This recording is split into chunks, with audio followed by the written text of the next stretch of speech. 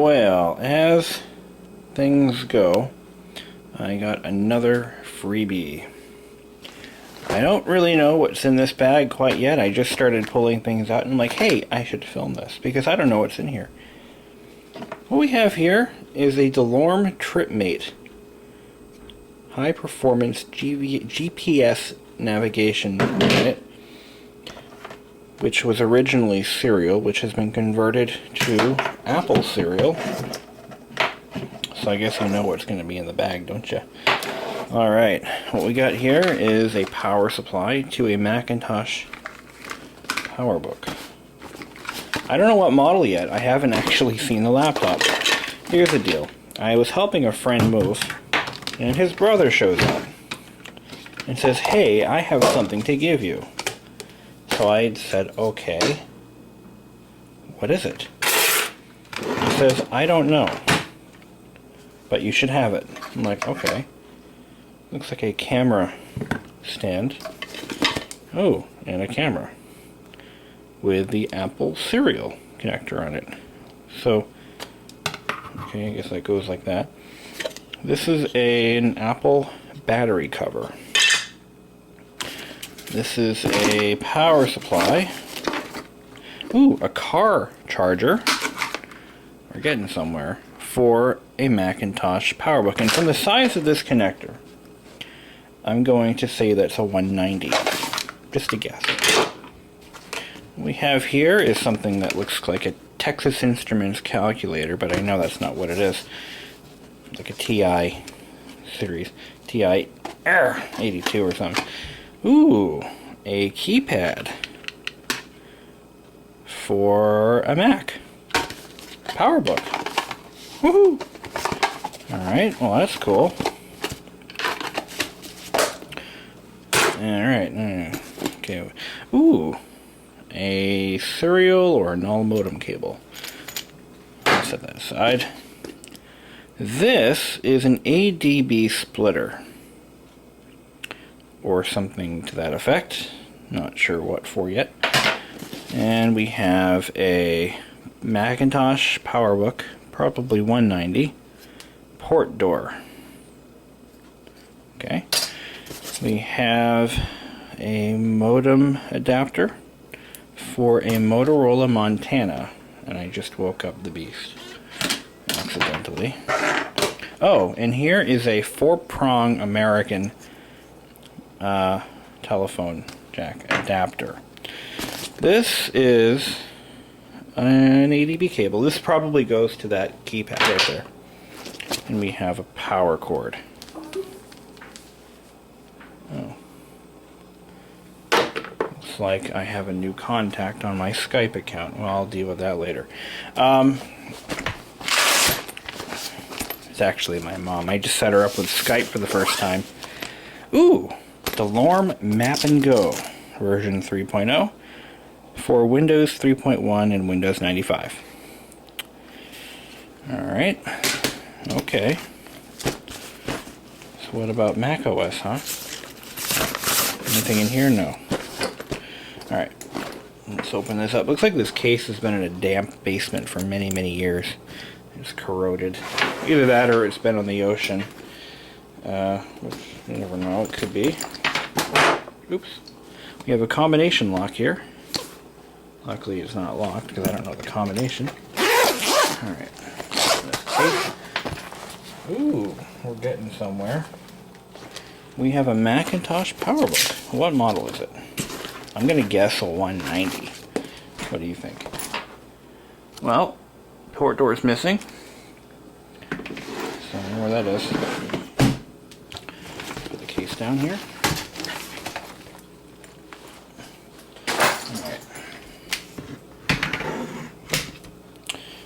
Alright, let's crack it open. And sure enough, it is a 190. And it seems to be in pretty good shape for a 190. Now, the 190s were total crap. I mean, they were one of the worst Powerbooks ever made. Just to see one in half decent condition is pretty rare. I don't see any case damage, and pop-up feet work. Not too long ago, I actually had in my possession 3 of these 190s, and not one of them worked. They were all dead. But this one, it's got stiff hinges, but I can fix that. Ready for PowerPC upgrade. Oh, that's cool. Alright, let's figure out all this technology here. Let's try to get it going. I wonder if it works. Now, I mean this when I say this. I have not seen this before. I had no idea what it was. So, I'm not making this up. I don't know if it works. I do not know. Oh, there's that power cord. I'm going to unplug my toaster.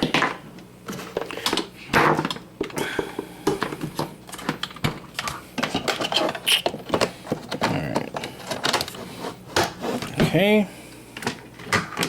and we gotta find our power cord connector. It's gonna be this thing smells so musty. It's like it's been sitting in either in the back of a leaky ass Lincoln or something, or in the back of or in a basement or something. Oh my god, it fired right up. I didn't even press the power switch. Let's see what happens. I'm not seeing any signs of life. Oh, I got something going on here. Hard drive spun up. Welcome to Macintosh. Oh my god. You know, this proves that you apparently can't kill these things. And this is one of the worst Macs ever made. Well, whoever owned it liked teddy bears. Because he's got teddy bears. So this is the 190. Alright. The first one I've ever seen that worked. See if these brightness controls still work. Yeah, I'm getting brightness adjustment out of this thing. And we got... yeah, contrast seems to work alright. Trackpad works. Oh, it's really... here, let me try to clean it off. It's not working right. Alright. Yeah, there we go. We got trackpad functionality. It's not very good, but I think we can get it going. Looks like it's running System 7.5 or something. Alright. Friday, 12:01 a.m. Okay, yeah, I figured that much. Captain. That's the guys. I have water in here? Oh. Let me wipe off my counter here. Get my trusty checkered, there we go, cloth. Alright, now what do we got here? I'm going to say this was probably used on a boat then, for navigation. And no, I don't mean that because it has the Netscape Navigator on, and I know what that is. Alright, so let's wipe this off a little bit. Trying to get all the moisture and dust and dirt off of it so that it'll work. Alright. Okay, applications. I wonder if this has the DeLorme, like some Mac version. Or maybe he tried to get it to work but never did. That'd be cool. If it, entertainment, jigsaw puzzle, super maze, war, spin doctor. I don't believe this thing it just turned right on. It works. I mean, I'm beside myself. That never happens. Well, not with something that's this old and it's been sitting for so long. And a less than. I mean, this thing reeks of moisture. So. Alright. Claris emailer. Oh, wow. News watcher. Oh, man. Alright.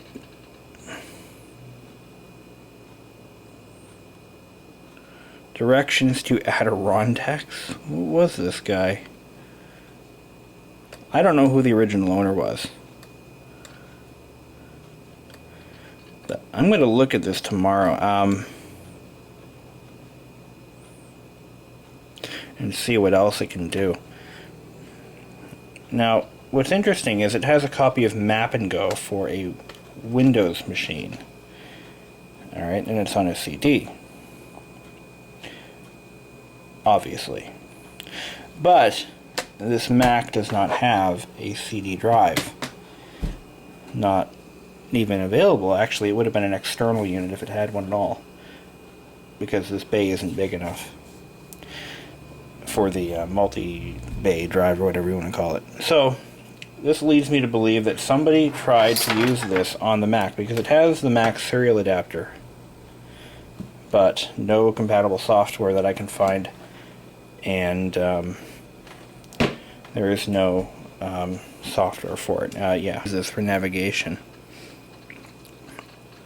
Oh, so maybe it does have the Mac version of the software. Alright. Let's just hook this up and see what happens. Alright. Need to find an there we go, serial port.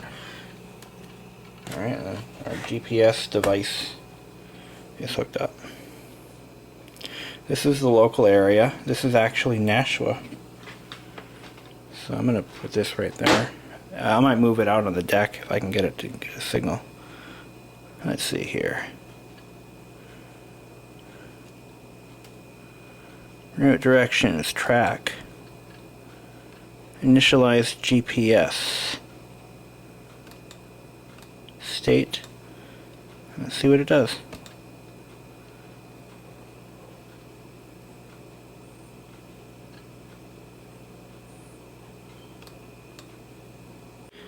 Well, the more I dig into this laptop, the more scared I get. Yeah, I said just scared. I took the battery out finally. Now it just showed up as a red X, or just an X on the battery indicator, and it is, oh my FG. It's been leaking for quite some time. I think a combination of leaking cells and exposure to moisture for long periods of time have rendered the battery, well, toast. Now things get really interesting when you look at the laptop down in the battery well here. The corrosion is so bad.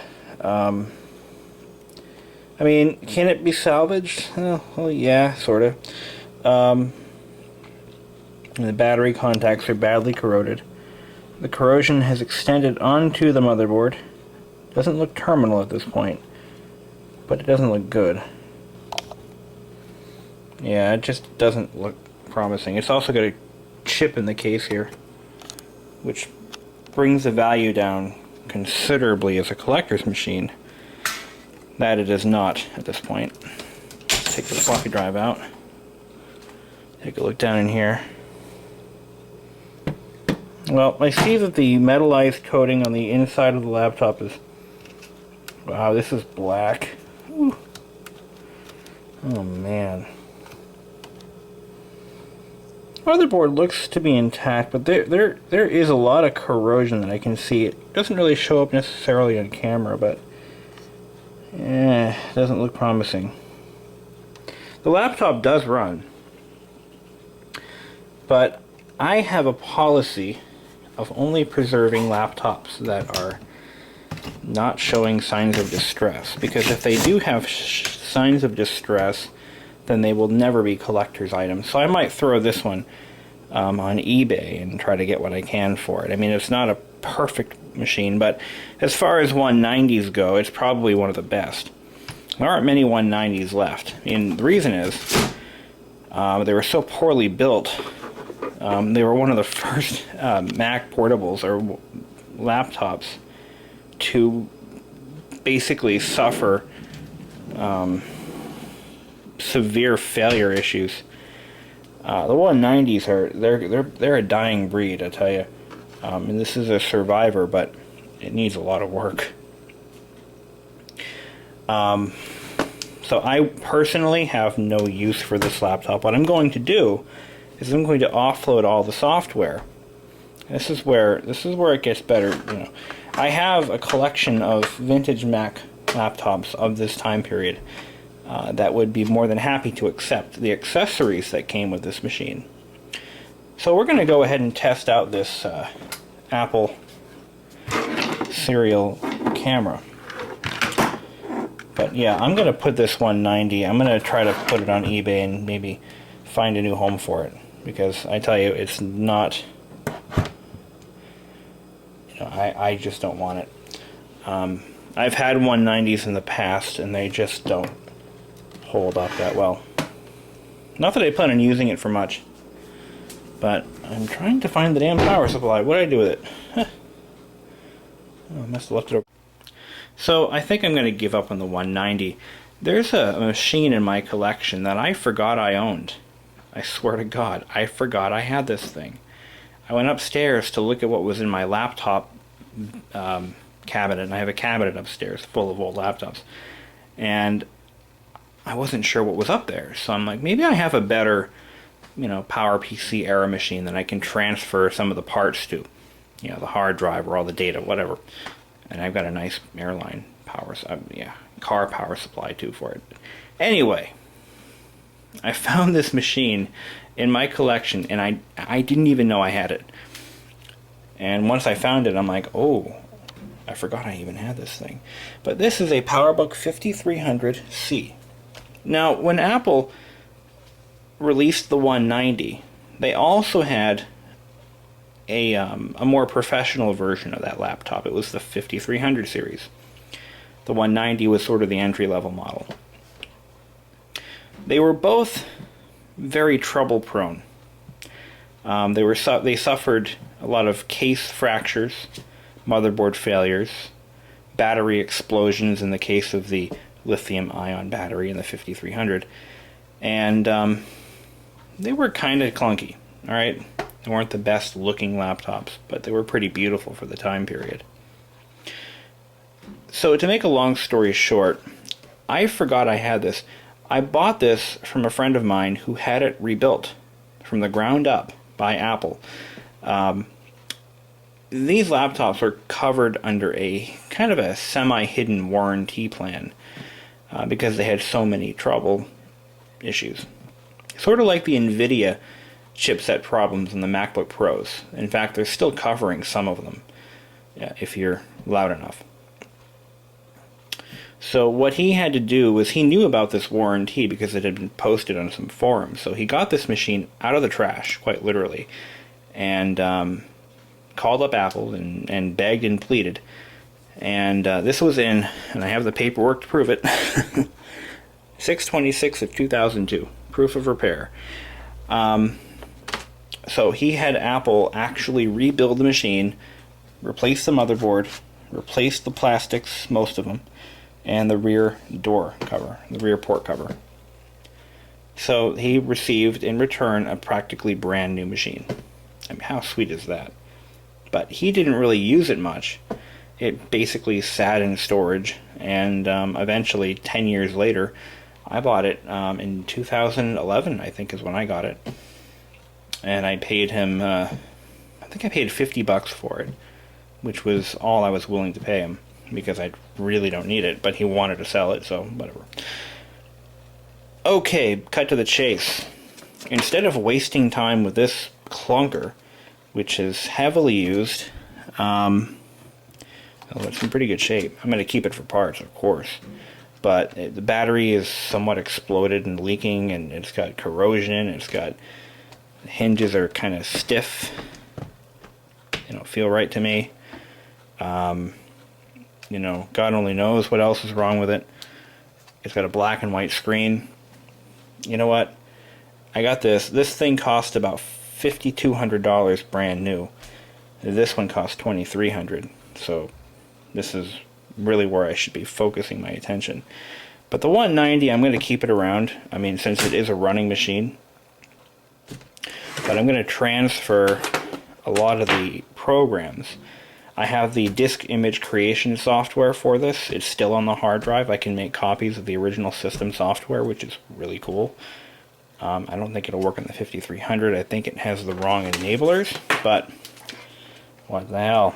So let's go ahead and power up this 5300 and see if it still runs. It's been sitting in storage for ages. And if it works, I'm going to transfer the GPS software to it. See where I'm going with this? This has got an active matrix color display. There goes the hard drive. It still runs. Nice. Let's see what we're running for a Mac OS version. It's getting kind of late. I need to get to bed. I love having this thing here because I can do my videos and show you certain like specifications, like right on screen. Here they are. So while we're waiting for this to boot up, we're going to look up the 5300 here.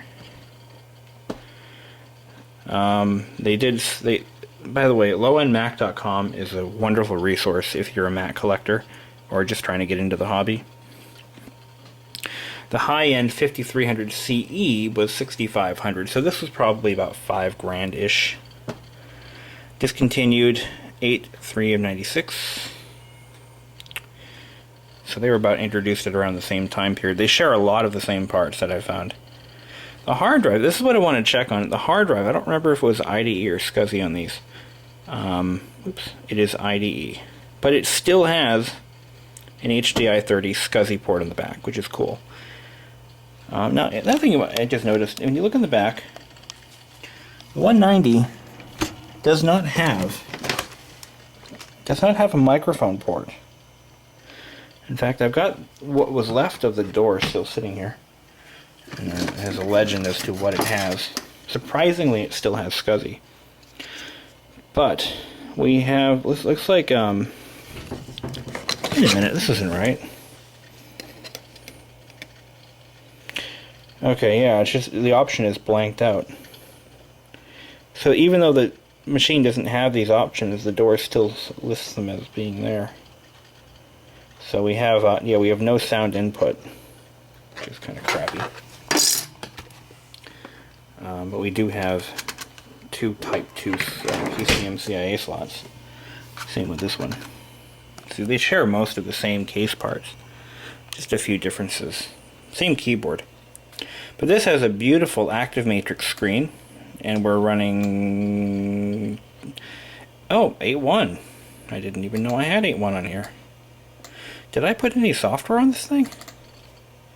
I know I started loading it up with stuff and I never finished. It's literally, yeah, there's nothing on here. So I've got a lot of work to do. So here's my goal. I want to take that GPS. I can't get it working. I tried again today and I'm just not having any luck with it. There's too much overcast. So I'm going to wait until like this weekend maybe. I'll load this up in my car with the map software.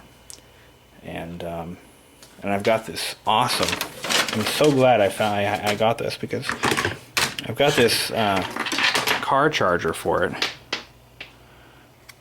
and these are getting harder and harder to find because the 190 5300 series uses this tiny little connector. This was another reason that those machines were so trouble prone. You look at the size of that plug. There's nothing there. They break off all the time. Yeah, it is what it is. So I'm going to go ahead and upload this video and get myself to bed. Oh, the clock is wrong. I'm going to fix that. I'm going to let this thing run for a little bit. It hasn't been used in so long. So, ciao for now. Alright, I got these two beasts running side by side. You can clearly see the display quality difference. Whoa. Alright. I've established a connection using Apple Talk. So I've shared this drive and I can now see it on this one. And what I'm going to do is try to copy the contents of that drive, which will probably take overnight. As much of this as I can. I'm going to copy it to a new folder here. I'll see how much I can do. It'll probably choke out on the system files, but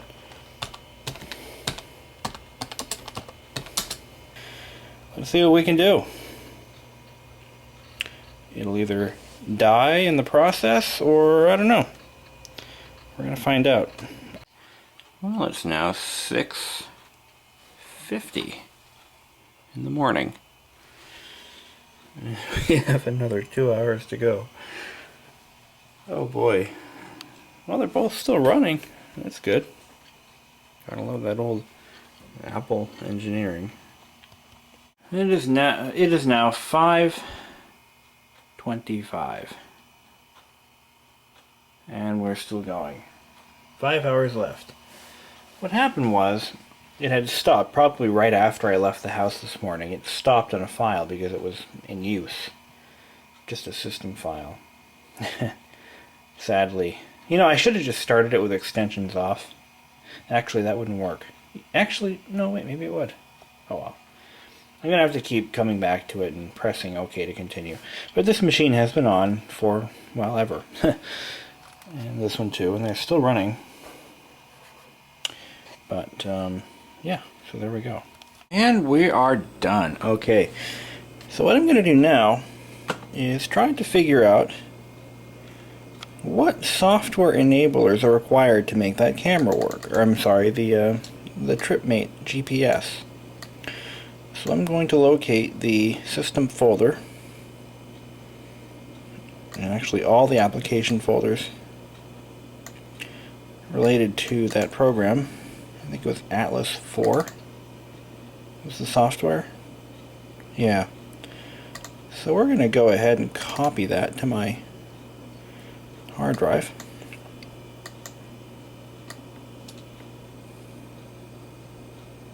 Come on. Oh, right. The window stays hidden. Well, that sucks. It's been a while since I've used classic Mac OS, but anyway. Okay, now it's copied over. Oh, that might take a little bit. Oh, wait. Stop. Alright. I am pulling this from the other lap. Let's not do that. Let's pull it from here. Copied from 190. Oh, that makes more sense, don't it? Alright.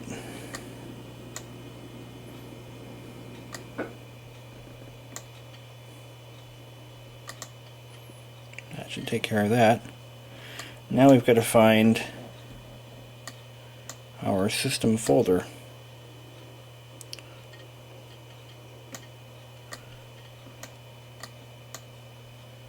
And we're going to look at an extensions folder. Now, a lot of the stuff that didn't copy are basically fonts,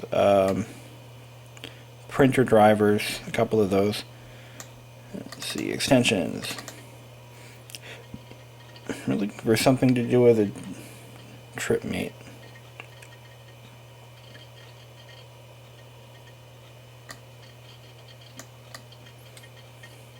I don't know for sure that they exist, but here's the extension for the quick cam. That ball thing.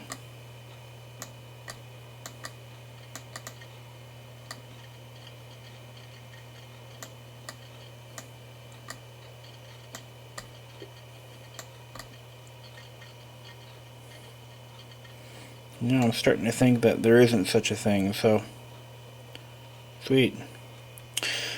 Alright, I'm going to plug in the GPS to the 5300C.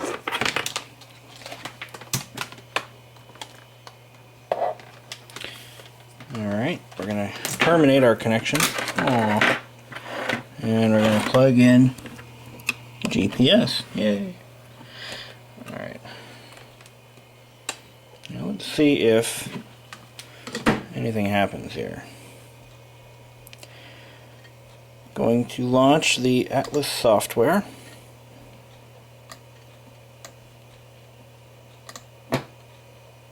Close this. Come on, what the hell? Oh, now it gives me a problem. Oh, it's looking for the connection. Well, here's an argument for the transflective properties of the monochrome display, or grayscale, because this one you can clearly see. Well, the camera may not be able to, but I can. Oh, there's my mouse. I'm going to change this background because it's really killing me here. Alright, let's just take this bear thing off. It's nasty. Bring it to something a little more generic.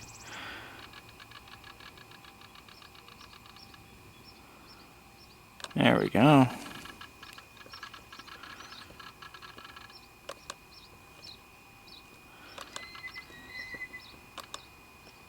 something a little easier to read. Ah, there we go. Okay, now let's try to get this stupid map software working before I lose my patience. I'm really starting to lose my interest in this here. What was that called? Alright. Recent applications.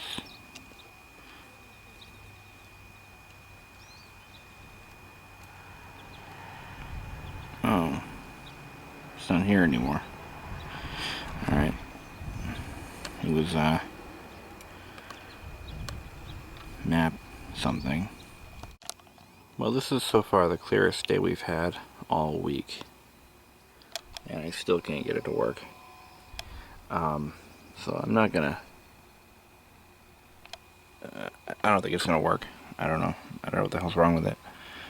I can see the GPS. It's about as clear as it's gonna get. I might have to try it on one of those nice clear blue sky days. I mean, a modern GPS can see right through this, but this older one may not be able to. That could be the problem. So I guess it's I'm done for now. But yeah, not gonna happen. Alright, thanks for watching.